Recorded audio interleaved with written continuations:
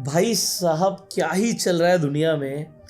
अभी recently UAE के ऊपर अटैक हुआ, लोगों को नोटिफिकेशंस आने लगे, दोबारा से लोगों के मोबाइल में अलर्ट्स बजने लगे कि मिसाइल अटैक हो रहा है। अभी ऐसा लग रहा था कि सब कुछ शांत हो गया है, बट आज जिस दिन मैं वीडियो बना रहा हूँ अभी न्यूज़ आती है कि यूएई के दो अलग अलग जो टैंकर्स हैं उनके ऊपर भी अटैक हुआ। उस अटैक में एक इंडियन की मौत हो चुकी है, 8 लोग घायल हैं, मतलब मौत की कगार पर हैं। उन 8 में से 6 इंडियंस हैं और 2 यूक्रेन के हैं।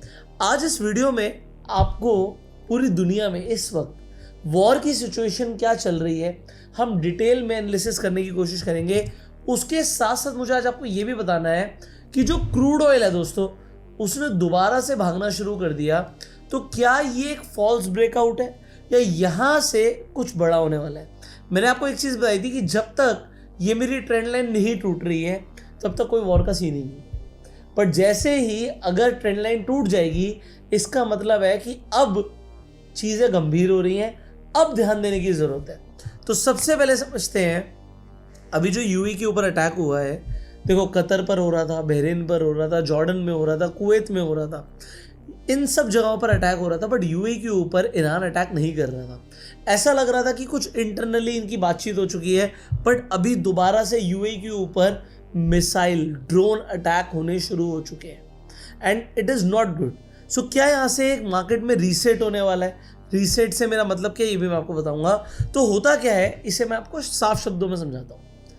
मैंने आपको बताया था कि डोनाल्ड ट्रंप एक नंबर का बिजनेसमैन आदमी है, ठीक है, आप उसे पागल आदमी बोलो, वो ये लड़ाई रोकना ही नहीं चाहता। वो क्यों रोके ये लड़ाई? उसका फायदा होता जा रहा है। क्यों हो रहा है? क्योंकि तेल उनका बिक रहा है, वेनेजुएला का तेल बिक रहा है, उनका खुद का तेल बिक रहा है, वो क्यों रोकेगा?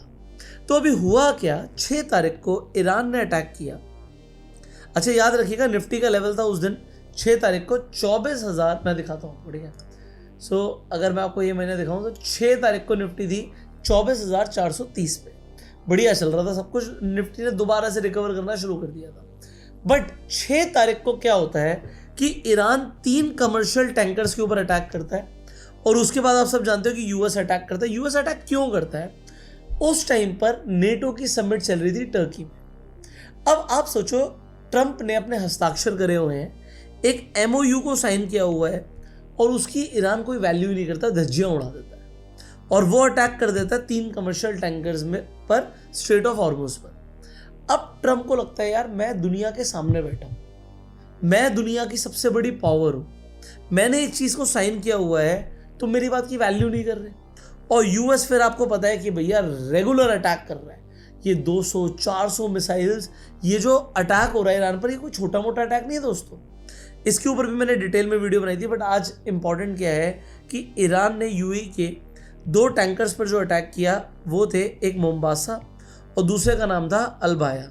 अब इसके अंदर जो मैंने बताया कि इंडियन क्रू था, भाई 8 लोग इंजर्ड हुए हैं, इसमें से 6 इंडियंस हैं। अब हो क्या रहा है, यूएस कंसेक्यूटिवली अटैक कर रहा है ईरान के ऊपर कि उनकी ये जो ऑफेंसिव कैपेसिटी है, जहाँ से वो लोग अटैक कर रहे हैं, जहाँ पर वो लोग मिसाइल्स रख रहे हैं, जहाँ पर ईरान के ड्रोन्स हैं, ईरान की मतलब जो मिसाइल्स जहाँ पर स्टोर्ड हैं, वहाँ पर अटैक करें और ईरान को वीक कर पाए। बट अभी ईरान वीक नहीं हो रहा है, उल्टा आप सुनो ये डोनाल्ड ट्रंप क्या बोल रहे हैं, स्क्रीन पर देखो। We are going to be reimbursed for protection. We're protecting by the countries that we're putting the blockade back. And it's a blockade not for anybody but Iran. Donald Trump कह रहा है कि वो 20% charge करेगा। क्या? 20% charge करेगा। पहले बातें हो रही थी कि $1 मिलियन चार्ज होगा कोई भी शिप निकलेगी तो। अभी ट्रंप साहब कह रहे हैं यार 1 मिलियन तो कम रहेगा। शिप के अंदर अगर सामान जा रहा है 100 मिलियन का, तो मुझे उसका 20% चाहिए, मुझे 20 मिलियन दे दो। अगर आपका 10 मिलियन का जा रहा है कोई बात नहीं, आप थोड़े कम दे दो, बट बात यह है कि मुझे 20% चाहिए। अगर 10 मिलियन का भी जा रहा है तो भी 2 मिलियन होता है, तो 20% जो कार्गो शिप के अंदर सामान जा रहा है, किसी और कंट्री में जा रहा है, उसके ऊपर यूएस कह रहा है भैया मैं 20% लूंगा। अब ये काहे का टैरिफ है? आप कहोगे यार जब खामनेई की मौत हुई थी, ठीक है, हम 28 फेब से पहले की बात करते हैं, कोई भी इस तरीके की बातचीत नहीं थी। स्ट्रेट ऑफ हॉर्मुज सबके लिए ओपन। ये खामनेई की मौत के बाद ईरान कह रहा है स्ट्रेट ऑफ हॉर्मुज पे कंट्रोल मेरा है, यूएस कह रहा है मैं अपनी नेवी लगा रहा हूँ, मेरा कंट्रोल है। पहले तो फ्री था ना, पहले तो फ्री था। बीच में भी ट्रम्प ने आके बोला जी मैंने स्ट्रेट ऑफ हॉर्मुज खोल दिया है, अब ये सबके लिए ओपन है। अरे जो चीज़ पहले से ही ओपन थी वो बंद तुम्हारी वजह से हुई है, और अब तुम उस पर 20% भी लेना चाहते हो। अब इसके अंदर देखो हो क्या रहा है, यूएस ईरान को बुरा भला दिखा रहा है कि ईरान देखो कितना बुरा है, बट यहाँ पर जो 20% लेने की बात कर रहा है भाई, 18% का जीएसटी जब सामान पे लग जाता है तो सोचो कितना महंगा लगता है हमें। 1 लाख की चीज़ 1,18,000 की हो जाती है। अब देखो जिस कंट्री में जाएगा वो कंट्री तो छोड़ेगी नहीं जीएसटी। चाइना से सामान इंडिया आता है, इंडिया जीएसटी वसूलता है, कस्टम ड्यूटी लेता है। अब वहाँ पर सोचो 20% और चार्ज हो जाए तो सामान कितना महंगा हो जाएगा, इन्फ्लेशन कितना बढ़ जाएगा, महंगाई कितनी बढ़ जाएगी। अब यूएस ये बोल रहा है, और क्यों बोल रहा है कि भाई हम सिक्योरिटी प्रोवाइड करेंगे आपको, आपकी शिप को हम गुजरने देंगे। अरे तुम्हारा वहाँ पे कोई कंट्रोल ही नहीं है, तुम्हारी वहाँ पे कोई लैंड ही नहीं है, तुम्हारा वहाँ पे कोई आइलैंड ही नहीं है, तुम कह रहे हो हम गुजरने देंगे, मैं 20% दे दो। ईरान हंस रहा है, कह रहा है 20% हमें थोड़े कम दे देना। आप देखो यूएस के जो मिलिट्री है उसे ईरान इस वक्त पायरेट्स बुला रहा है। वो पायरेट्स की मूवीज़ देखी थी ना आपने, लुटेरे, समुद्री लुटेरे। तो इस वक्त यूएस को समुद्री लुटेरे बता रहा है ईरान कि भैया ये क्या कर रहे हैं। उल्टा ईरान कह रहा है कि भैया हमारे पास भी कैपेसिटी कम नहीं है, हमने अमेरिका का जो MQ-1 ड्रोन है उसे उड़ा दिया है। आप स्क्रीन पर आर्टिकल देख सकते हो। अब यहाँ पर तो ये हो रहा है जो ईरान और यूएस के बीच में।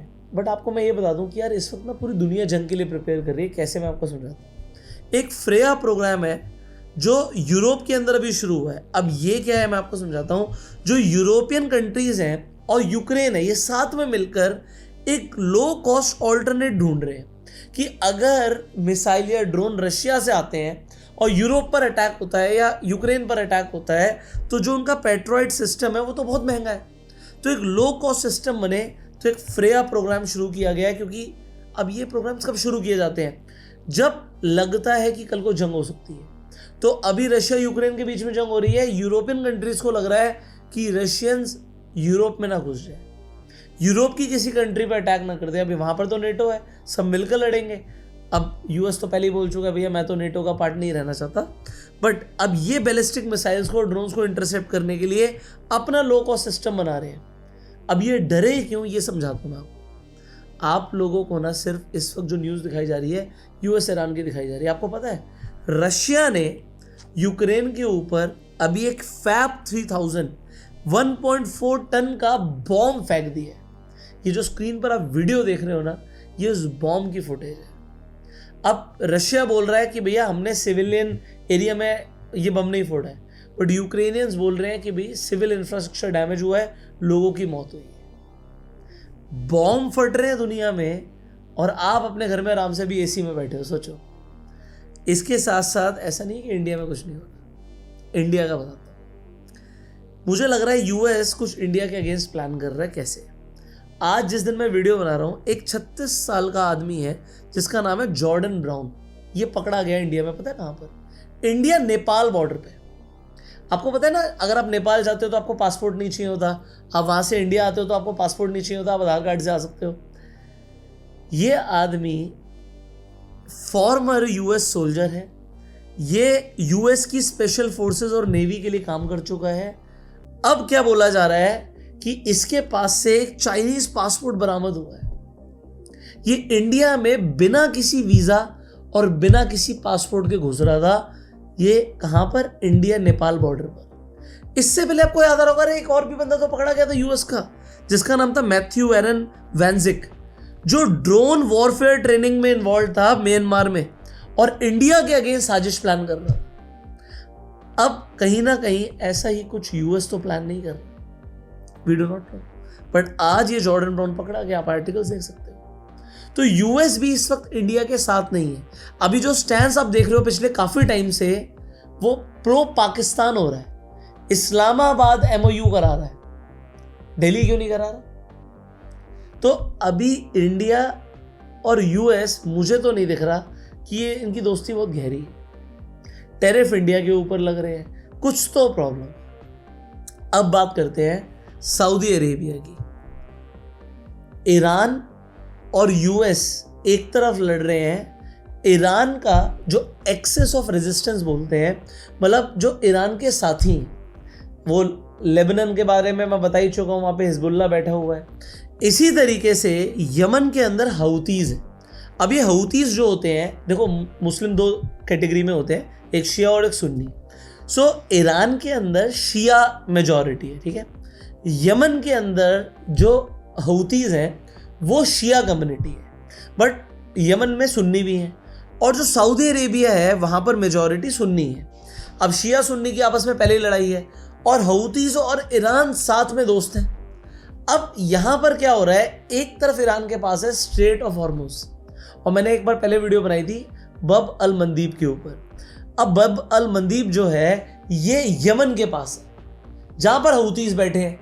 अगर इन्होंने इसे भी रोक दिया तो अभी जो ये क्रूड ऑयल है ना भाई साहब, ये जो क्रूड ऑयल आपको दिख रहा है कि अभी 80 के आसपास चला गया, ये 120 पार कर देगा देखते ही देखते 1-2 दिन के अंदर, अगर उन्होंने बब अल मंदीब को ब्लॉक किया, क्योंकि उसके ऊपर आ जाती है सुएज कनाल जहां से यूरोप से सारे शिप निकल रहे हैं। तो अब पॉइंट यहां पर यह है कि इन्होंने क्या किया, इन्होंने क्या किया से पहले इन्होंने क्यों किया।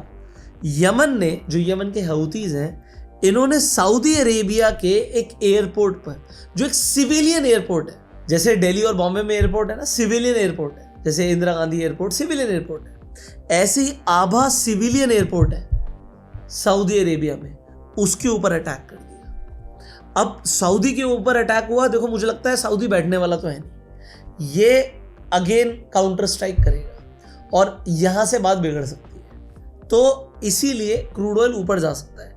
बट अब ऐसा क्यों किया, यमन ने क्यों अटैक किया सऊदी अरेबिया पे, ये भी तो जानना है। हो क्या रहा था, ईरान से एक फ्लाइट आ रही थी, ईरान से जो फ्लाइट आ रही थी उसके अंदर हौतीज़ के लीडर थे। अब उन्हें उतरना था साना एयरपोर्ट पर। साना यमन की कैपिटल है, बट यमन के अंदर है क्या, आप ये समझो यमन के जैसे अफगानिस्तान में तालिबान रूल है ना, तो ऐसे हौतीज़ ने कंट्रोल किया हुआ है आधे यमन के ऊपर, मतलब लेफ्ट साइड ऑफ यमन के ऊपर कंट्रोल है हौतीज़ का, और राइट साइड के अंदर जो यमन की इंटरनेशनली रिकॉग्नाइज गवर्नमेंट है वो बैठी हुई है। तो जो ये इंटरनेशनली रिकॉग्नाइज गवर्नमेंट है, इसने प्लान किया कि भाई हम साना का जो एयरपोर्ट रनवे है ना, रनवे को ही तोड़ देते हैं, तो फ्लाइट तो उतर नहीं पाएगी, फ्लाइट को कहीं और जाना पड़ेगा, तो उन्हें रीरूट करना पड़ा। ऑल्दो वो यमन के अंदर लैंड हो गई, बट क्योंकि यमन की सरकार ने अटैक किया, बॉम्ब करा साना एयरपोर्ट के ऊपर, इन्होंने कहा हम भी कुछ करेंगे, इन्होंने सऊदी अरेबिया पे अटैक कर दिया। अब सऊदी अरेबिया बैठेगा नहीं, वो यमन पर अटैक करेगा, यमन बब अल मंदीब को ब्लॉक कर सकता है, ये एक बहुत बड़ी प्रॉब्लम है। तो पूरे वर्ल्ड के अंदर इस वक्त खिचड़ी बनी हुई है, जंगें कराई जा रही हैं, जंग हो रही है, मुझे तो समझ नहीं आ रहा। बट अब देखते हैं चार्ट। देखो चार्ट वो बोल देता है जो न्यूज़ बाद में बोलती है। क्रूड ने भागना शुरू कर दिया, क्रूड जो भागा एकदम से, आप देखो ये चला गया था ऑलमोस्ट 67 के लेवल पर, अभी 80 पर वापस पहुंच गया। अब बात आती है यहाँ पर, मैंने आपको याद होगा मैंने लास्ट टाइम भी वीडियो में 2 ही ट्रेंड लाइन बनाई थी। ये पहली ट्रेंड लाइन थी, जैसे मैंने वीक ट्रेंड लाइन बोला था, और ये है major trend line. So weak trend line में मैंने बोला था अगर ये भी टूटती है तो अब वॉर एस्केलेट हो चुका है, चीज़ें गंभीर हो जाएंगी। तो यहाँ पर ये चीज़ें गंभीर हो गई हैं, बट हमें देखना क्या है कि इसके ऊपर, मतलब ये जो लेवल है ना 76 का लेवल, अगर 76 के लेवल के ऊपर सिर्फ 4 दिन निकल जाते हैं ना, 4 दिन निकल जाते हैं, तो आप प्रिपेयर हो जाइएगा, चीज़ें बुरी हो जाएंगी। और अगर 4 दिन के अंदर ये वापस क्रूड ऑयल नीचे आ गया तो ये एक सिर्फ फॉल्स ब्रेकआउट था, ये लिक्विडिटी लेने गया। तो 4 दिन मुझे यहाँ पर देखना है कि क्रूड ऑयल क्या 76 के लेवल को सस्टेन कर रहा है, क्योंकि अगर 76 के लेवल को 4 दिन सस्टेन कर गया तो फिर सीधा 83-84 का लेवल आपको आराम से दिखेगा। और कोई बड़ी बात नहीं है कि क्रूड ऑयल आपको दोबारा से 89-90 तक भी जाता हो, वो देखिए उसके बाद। सो ये एक प्रॉब्लम है। अब 90 के ऊपर तो मैं एक्सपेक्ट नहीं कर रहा हूँ क्रूड ऑयल को, ये अगर टूटा तो मतलब है कि भैया आप जंग के लिए, बड़ी जंग के लिए तैयार हो जाओ, ठीक है। अब इसके साथ साथ आ जाते हैं हम गोल्ड के ऊपर। जैसे मैंने आपको बोला था कि गोल्ड एक शानदार रेंज के अंदर है, ये अभी रेंज के अंदर है। अब ये एक डिसेंडिंग ट्रायंगल पैटर्न है। अब यहां पर क्या होगा, इसी महीने के अंदर अंदर कहीं ना कहीं गोल्ड को या तो ऊपर या नीचे की तरफ फटना चाहिए, और जो मोमेंटम आएगा वो एक बड़ा मोमेंटम आएगा। So be prepared for a big momentum. अब जो मैं आपको एनालिसिस दिखा रहा हूं, ये दिखा रहा हूं कॉइन स्विच प्रो के प्लेटफॉर्म पर। अब कॉइन स्विच प्रो के प्लेटफॉर्म पर यहां पर देखो ट्रेडिंग टर्मिनल आपको मिल रहा है ट्रेडिंग व्यू का। आपको 4,000 रुपए देने की जरूरत नहीं है, आपको ट्रेडिंग व्यू का प्रीमियम सब्सक्रिप्शन फ्री में मिलेगा। आपको बस करना क्या है, नीचे एक लिंक दे रहा हूं कॉइन स्विच प्रो का, उस पर जाके अकाउंट खुलवाना है और आपको यहां पर देखो जो ट्रेडिंग व्यू का प्रीमियम सब्सक्रिप्शन है वो 4,000 रुपए का फ्री में मिल रहा है। सो आज ही जाके कॉइन स्विच प्रो पे अपना अकाउंट खुलवा लो।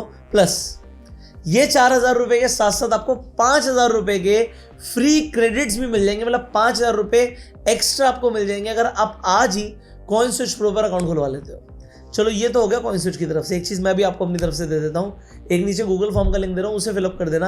अगर आपने गूगल फॉर्म भी फिलअप कर दिया अकाउंट खुलवाने के बाद, तो आपको कॉइन स्विच पे अकाउंट खुलवाना है, यहाँ पर आपको ट्रेड करना है और आपको कॉइन स्विच प्रो पे अकाउंट खुलवाने के बाद गूगल फॉर्म फिलअप करना है। अगर आप गूगल फॉर्म फिलअप करोगे तो आपको मेरे 2 ट्रेडिंग कोर्सेज, क्रिप्टो ट्रेडिंग की स्ट्रैटेजीज और क्रिप्टो ट्रेडिंग का ऑटोमेशन का कोर्स फ्री में मिलेगा। सो आज ही जाके कॉइन स्विच पे अपना अकाउंट खोल लो। अब फाइनली बात करते हैं निफ्टी की। अगर मैं निफ्टी की बात करूं तो देखो निफ्टी में हुआ क्या है, निफ्टी 6 जुलाई से गिरता जा रहा है। सो 6 जुलाई को निफ्टी का लेवल था 24,430, ये गिरा 23,800 के आसपास का लेवल आ गया, उसके बाद दोबारा से ऊपर गया बट फिर से नीचे। अब जो ये नीचे आ रहा है देखो, एक हाई बना और ये एक लोअर हाई बना, तो यहां से ट्रेंड सीधा मुझे नीचे का ही दिख रहा है।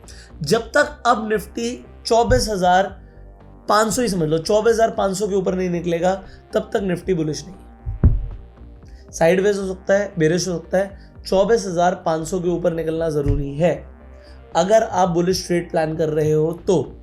अदरवाइज अभी ट्रेंड नेगेटिव दिख रहा है। सो बी प्रिपेयर्ड, थोड़ा सोच समझ के ट्रेडिंग कीजिएगा। इस वीडियो में मैंने आपको बहुत आसान भाषा में पूरे वर्ल्ड की सिचुएशन समझाने की कोशिश करी है कि पूरी दुनिया में इस वक्त क्या चल रहा है। अब इस वीडियो को आप शेयर जरूर कीजिएगा ज्यादा से ज्यादा लोगों के साथ। अब एक सवाल है, एक जनरल नॉलेज का क्वेश्चन है, आपसे पूछ लेते हैं। सऊदी अरेबिया पे अटैक हुआ, मैंने बताया यमन की जो कैपिटल है साना, वहां पर एक जो एयरपोर्ट है उसके ऊपर अटैक हुआ। आपको मुझे ये बताना है सऊदी अरेबिया की कैपिटल का नाम क्या है। सो सऊदी अरेबिया की कैपिटल आप लोग कमेंट्स में बताइएगा। बाकी आपको क्या लगता है गोल्ड के अंदर, क्रूड ऑयल के अंदर क्या मोमेंटम रह सकता है, वो भी आप अपना ओपिनियन बता सकते हो। अच्छा, इस वीडियो में मैंने सिल्वर के ऊपर एनालिसिस नहीं करी है क्योंकि उसके ऊपर मुझे अलग से वीडियो बनानी पड़ेगी। तो अगर आपको सिल्वर पर वीडियो चाहिए तो कमेंट में सिल्वर जरूर लिखिएगा। अब आप इस वीडियो को शेयर कीजिए। कॉइन स्विच प्रो पे अकाउंट फ्री में खोल रहे हो तो आज ही जाके खुलवा लो। ट्रेडिंग व्यू का सब्सक्रिप्शन भी मिल रहा है, 5,000 का बेनिफिट भी मिल रहा है और मैं आपको अपनी तरफ से 2 कोर्सेज भी दूंगा अगर आप आज ही जाके अकाउंट खुलवाएंगे तो। So open your account, share this video, subscribe this channel, click on the bell icon. You go self made and Jai Hind.